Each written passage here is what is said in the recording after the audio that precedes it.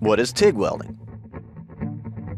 TIG stands for Tungsten Inert Gas Welding. The American Welding Society calls this process gas tungsten arc welding, or GTAW. You might also hear it called heli-arc welding. TIG welding uses a tungsten electrode, and tungsten has an extremely high melting point. When you TIG weld, the electrode gets hot, but it doesn't melt. We say that it's a non-consumable electrode. That doesn't mean it lasts forever. That just means that it doesn't melt and become part of the weld. You see, in a lot of other welding processes, the electrode melts and becomes filler metal. Those are consumable electrode processes.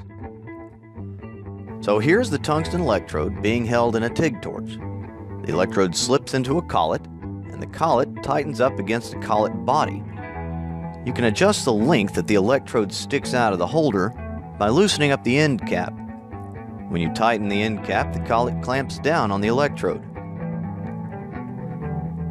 TIG works by melting the base metal, and that is the metal that makes up the two pieces that are to be joined. The heat is generated by an electric arc that forms between the base metal and the tungsten electrode. You can control the amount of heat with a foot pedal or with a thumb wheel on the torch. For most metals, the current is direct current, or DC. DC is like the current flowing from a car battery. One wire is always the negative and one is always the positive. In DC TIG welding, the electrode is usually negative and the workpiece is positive. The term DCEN is used for this, indicating that the current is DC and the electrode is negative. This is also called straight polarity, but DCEN is a more descriptive term. DCEN puts most of the heat on the workpiece, and it's the most common setup. When welding aluminum, however, AC is used. In AC, the positive and negative voltages switch back and forth between the electrode and the workpiece. This puts more heat on the electrode, but it has a cleaning effect on the workpiece. You see, aluminum forms oxides that float to the top of the weld pool and prevent a good weld. AC current helps control these oxides. In an electric circuit, the current flows in a loop.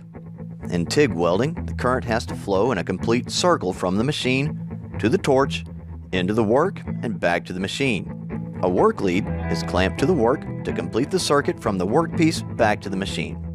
Now, you can TIG weld with or without filler metal, and that's not a choice you have in a lot of other processes.